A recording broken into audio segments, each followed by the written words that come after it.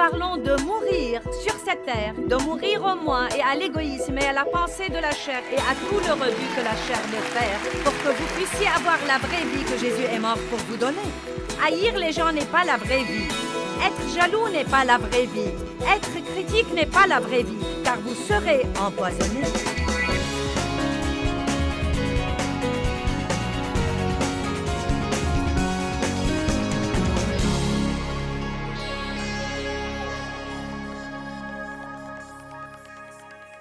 Nous allons parler ce matin de ce qu'aurait pensé Jésus. Allez à Romains chapitre 8, verset 6. Père, nous te rendons grâce pour la parole et nous croyons qu'elle va influer sur la vie des gens, secouer tout le monde, les réveiller et les préparer à recevoir. Nous avons deux pensées et je crois que c'est une chose qui est parfois déroutante. La Bible dit que nous avons deux pensées. Nous avons la pensée de la chair et nous avons la pensée de l'esprit. Vous pouvez penser à une chose et ensuite à une autre. Le verset 6 dit « La pensée de la chair », et j'aime beaucoup ça, « et le bon sens et la raison sans le Saint-Esprit ». C'est-à-dire la pensée de la chair est ce que je pourrais proposer.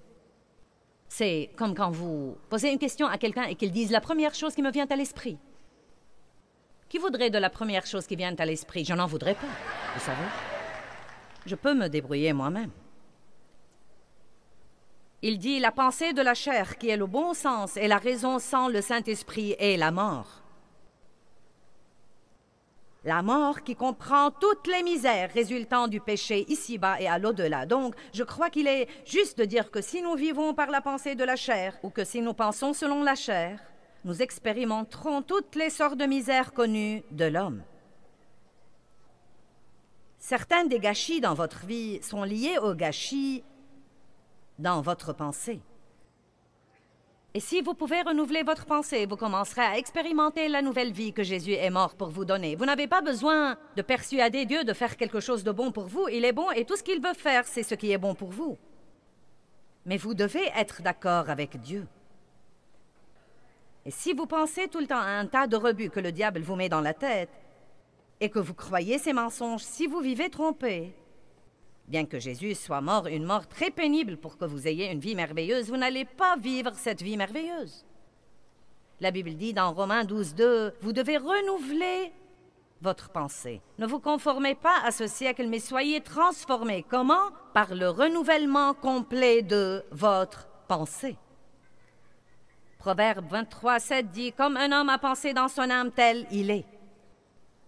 2 Corinthiens 10, 4 et 5 dit que nous sommes dans une guerre et que la guerre que nous menons n'est pas une guerre naturelle, c'est une guerre spirituelle. Et que Satan essaye de bâtir des forteresses dans nos pensées et que nous devons détruire les mauvaises pensées, les mauvais raisonnements et imaginations et théories qui luttent continuellement contre la vraie connaissance de la parole de Dieu. Vous ne saurez pas quand le diable vous ment si vous ne connaissez pas la parole.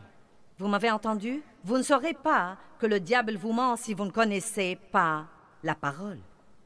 Et indépendamment de ce que vous pouvez penser, et indépendamment de tous les jugements que vous pouvez avoir, nous n'essayons pas de vous vendre des livres et des bandes et des vidéos et des CD pour pouvoir gagner un peu d'argent.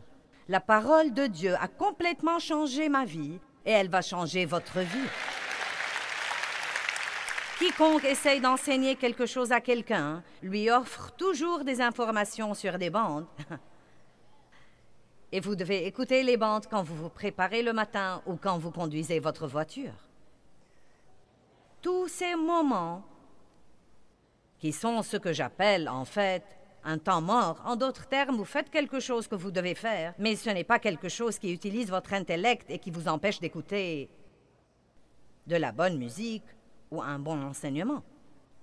Et surtout quand vous avez une guerre qui se déroule dans votre pensée. Bon sang, c'est le temps idéal pour jouer une de ces bandes ou de la bonne musique. Et si vous en nourrissez votre pensée, le diable ne pourra pas l'utiliser comme une décharge publique. Alléluia.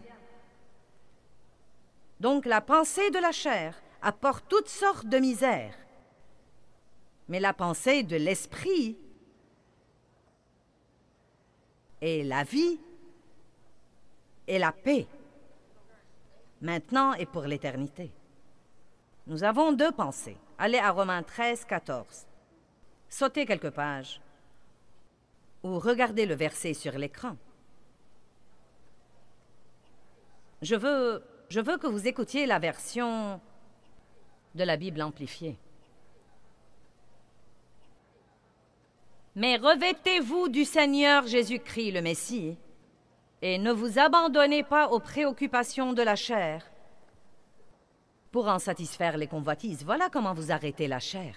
Arrêtez de penser aux mauvaises envies de votre nature physique pour en satisfaire les désirs et les convoitises.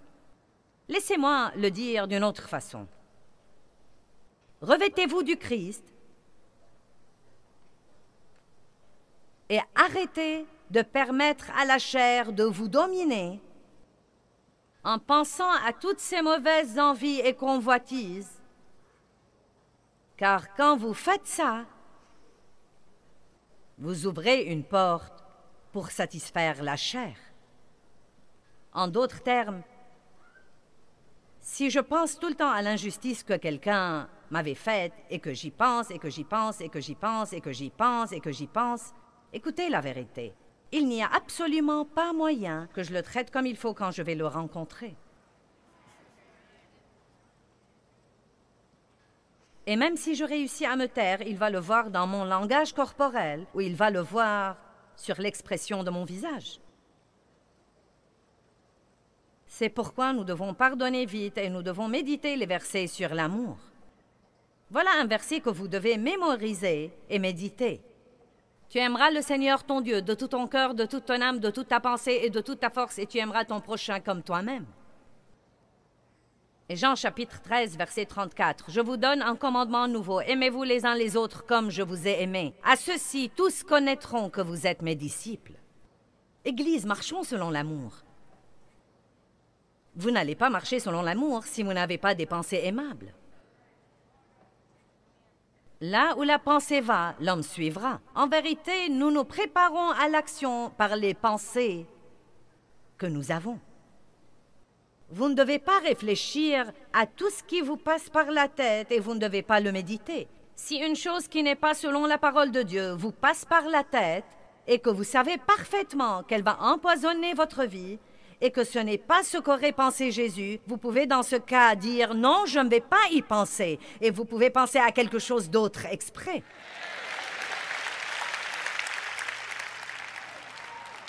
Vous devez faire attention à ce que vous pensez de vous-même. Et nous allons en parler aujourd'hui. Vous devez faire très attention à ce que vous pensez des autres aussi. Vous devez faire attention à ce que vous pensez de votre avenir. Car ce que vous pensez maintenant est ce que vous vivrez demain. Allez, Église. Mettez fin aux pensées qui vous font marcher selon la chair. Quand vous êtes régénéré, votre pensée n'est pas régénérée. Le saviez-vous? Vous êtes régénéré, vous vous regardez dans le miroir, vous n'avez pas changé. Vous recevez le Christ comme votre sauveur, et à moins que vous ne collaboriez avec le Saint-Esprit pour renouveler votre pensée, vous penserez toujours au même vieux rebut auquel vous pensiez auparavant. En fait, vous pouvez être régénéré et penser toujours au vieux rebut et faire beaucoup des mêmes choses. Maintenant, quand une personne est vraiment régénérée, vous allez voir des changements dans sa vie car il doit y avoir du fruit. Mais votre comportement ne va pas beaucoup changer si vous ne changez pas votre pensée. C'est pourquoi la Bible dit dans Éphésiens 4 que nous devons tous les jours renouveler nos attitudes et renouveler nos pensées. Que veut dire cela? Que je dois tous les jours contrôler ma pensée, discipliner ma pensée et exercer ma pensée. Tous les jours, tous les jours, tous les jours, tous les jours, tous les jours, tous les jours, tous les jours, tous les jours. C'est génial d'entraîner votre corps pour le discipliner, mais vous devez aussi discipliner votre pensée. Ne permettez pas à votre pensée de se déchaîner et de faire tout ce qui lui plaît. Vous pensez peut-être que parce que ces pensées sont privées et qu'elles sont au-dedans de vous, que ça n'a pas d'importance. Mais c'est le plus grand tissu de mensonge que le diable ait jamais dit à quelqu'un, car Dieu est un Dieu de cœur. Et il dit, quiconque regarde une femme pour la convoiter a déjà commis Il a déjà commis un adultère avec elle dans son cœur. La Bible dit « Quiconque est son frère est un meurtrier. »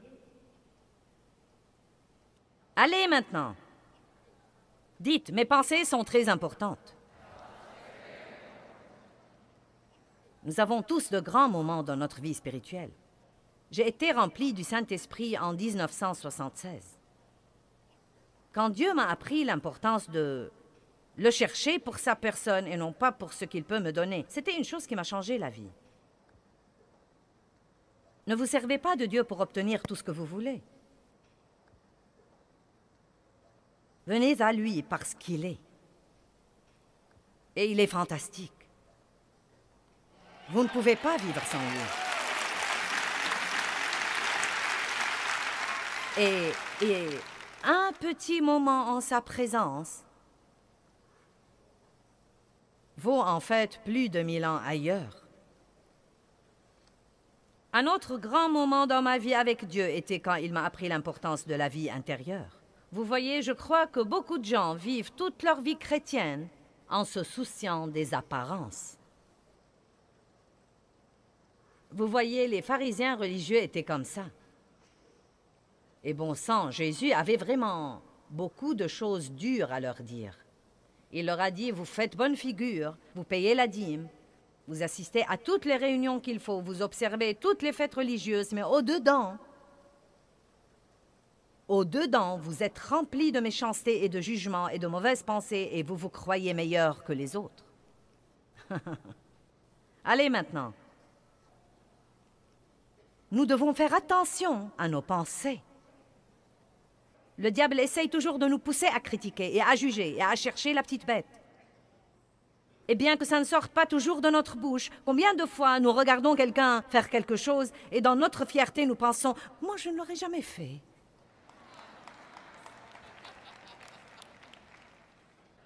Vous voyez, nous devons apprendre à reconnaître ces choses, parce que ce que Satan essaye de faire est de bâtir une forteresse d'amour froid dans notre cœur, où nous aurons une dureté de cœur envers les autres. La parole nous enseigne que nous devons être cléments et être très patients et être doux, et que nous devons tâcher d'apporter le rétablissement aux gens, et que nous ne devons pas avoir une trop haute opinion de nous-mêmes, mais penser de nous-mêmes selon les dons de la grâce que Dieu nous a départis. Vous savez, quelqu'un dans votre famille ou un de vos amis est très lent, et il lui faut très longtemps pour faire quoi que ce soit, et vous êtes une de ces personnes vraiment rapides. C'est très facile de s'irriter. Comme... je n'arrive pas à croire que tu sois si lent. Vous savez quoi? Si Dieu ne vous avait pas donné un don de grâce pour comprendre les choses plus rapidement, vous seriez lent vous aussi.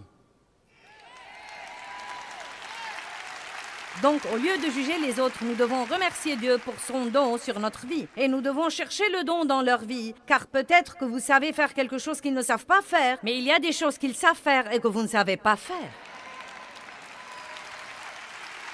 Et normalement, les gens qui sont lents font les choses mieux que ceux qui les font rapidement. Nous faisons quelque chose et nous en finissons, mais nous ratons parfois les détails. Alléluia! Eh bien, parlons de certaines des conditions diverses de notre pensée et parlons de ce qui est normal et de ce que Jésus aurait pensé. Car la Bible dit dans 1 Corinthiens 2,16, nous avons la pensée de Christ. Dites, j'ai la pensée de Christ. La Bible amplifiée dit, nous avons les pensées, les sentiments et les intentions de son cœur. Donc, dans ma pensée de l'esprit,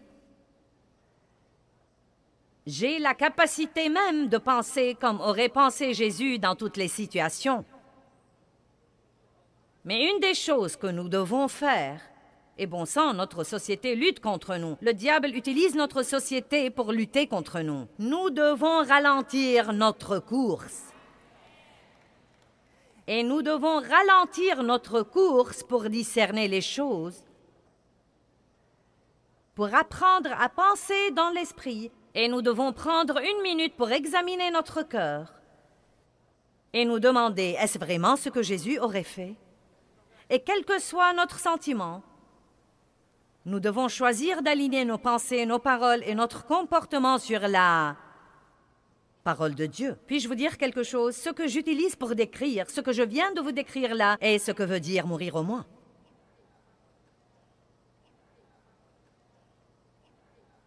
Paul dit, je meurs tous les jours. Il dit, ce n'est plus moi qui vis, c'est Christ qui vit en moi. Et ce que je vis maintenant, je le vis dans la foi au Fils de Dieu.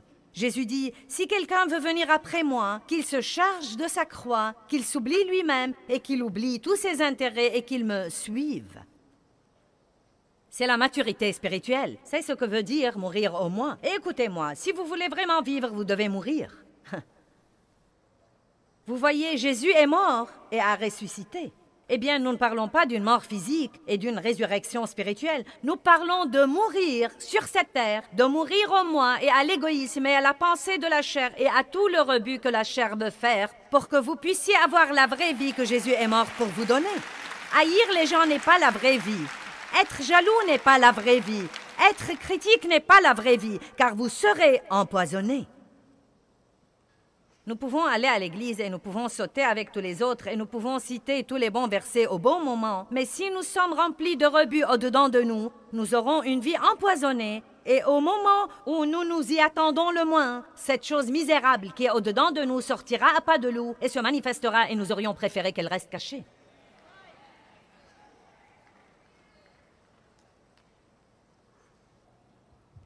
Maintenant, réfléchissons. Réfléchissons pieusement.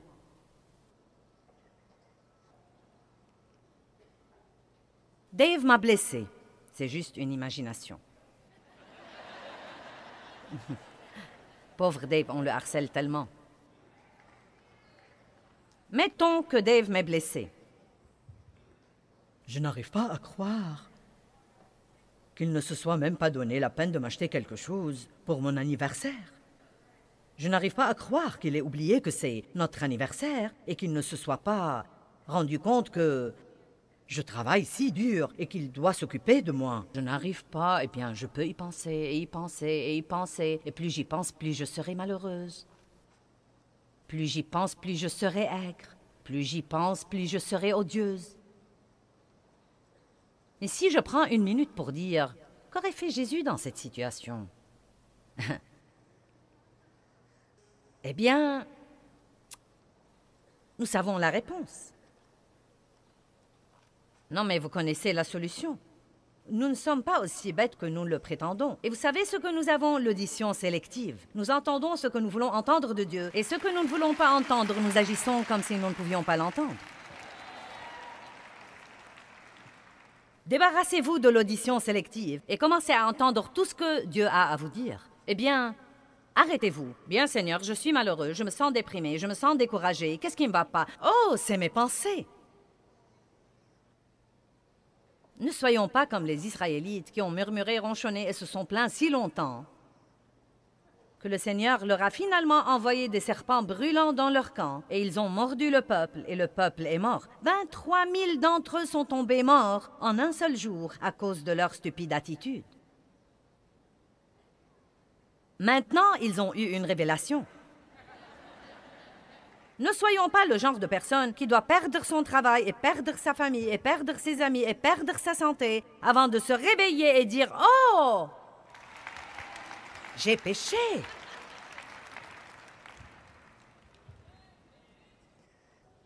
Comprenez quand Dieu vous convainc là-dedans. Eh bien, vous savez quoi? Je ne crois pas que Dieu nous envoie quelqu'un dans notre vie pour nous confronter et nous corriger avant d'avoir essayé de nous corriger et nous confronter lui-même dans l'esprit. Et si nous ne recevons pas la correction privée de Dieu, il nous corrigera à ce moment-là publiquement. Je vous vois là-bas.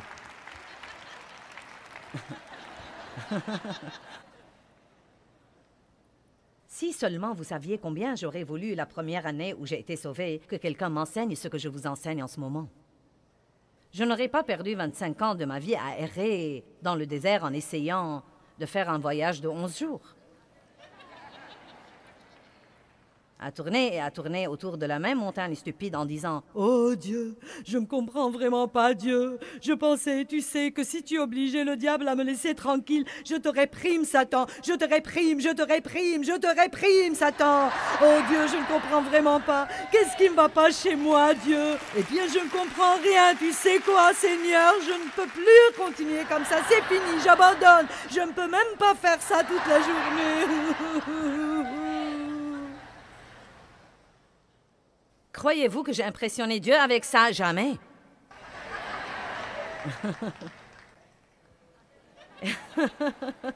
Il n'y a qu'une chose qui touche Dieu et c'est la foi et l'obéissance. Il n'y a qu'une chose qui touche Dieu et c'est de prononcer sa parole de nos bouches.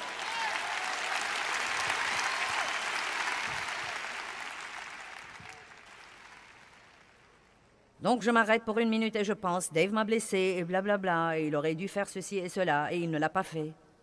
Donc que vais-je faire maintenant? Qu'aurais-tu fait, Jésus? Oh. Oh oui, je suis sûre que Dave ne se rendait même pas compte de ce qu'il faisait. Je sais, les femmes sont émotionnelles, les hommes sont logiques. Je sais, Dave m'aime, je sais, il est bon avec moi. Je sais qu'il ne me blesserait pour rien au monde, je sais, je sais. Je vais lui parler et mettre mes bras autour de son cou, être aimable. Je sais, Seigneur, je ne vais pas perdre toute la journée, je ne vais pas faire l'innocente. Je sais. Nous n'avons pas de problème à savoir. Vous savez où est notre problème? À faire. Car maintenant, je peux savoir ce que Dieu veut que je fasse, mais pour que j'aille le faire, ma chair doit mourir. Ça ne vous donne pas la chair de poule quand Dieu vous demande d'aller parler à quelqu'un dont vous êtes fâché? Ou encore ça, quand le Seigneur vous dit « Pourquoi ne vas-tu pas t'excuser et arranger les choses? Mais moi, je n'ai rien fait !»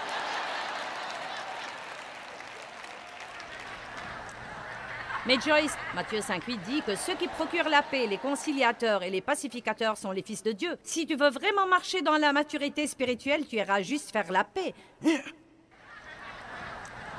peux-tu pas lui parler de temps en temps? Dois-tu toujours me parler à moi?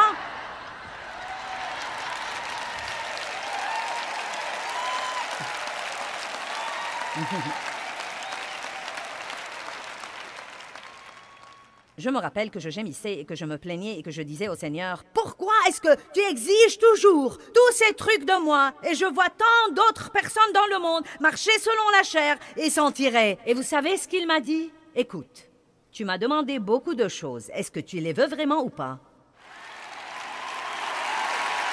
Oh, eh bien, oui, eh bien, qui sait que Dieu peut très vite vous remettre à votre place? Certains d'entre vous, vous avez demandé beaucoup de choses à Dieu. Eh bien, les voulez-vous ou pas? Si vous les voulez, vous devez marcher mieux que les autres que vous voyez marcher dans la chair et s'en tirer.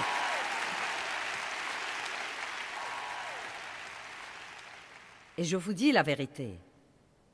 Pour aller de la pièce où Dieu vous parle à l'autre pièce où est cette personne, est-ce que je dis la vérité?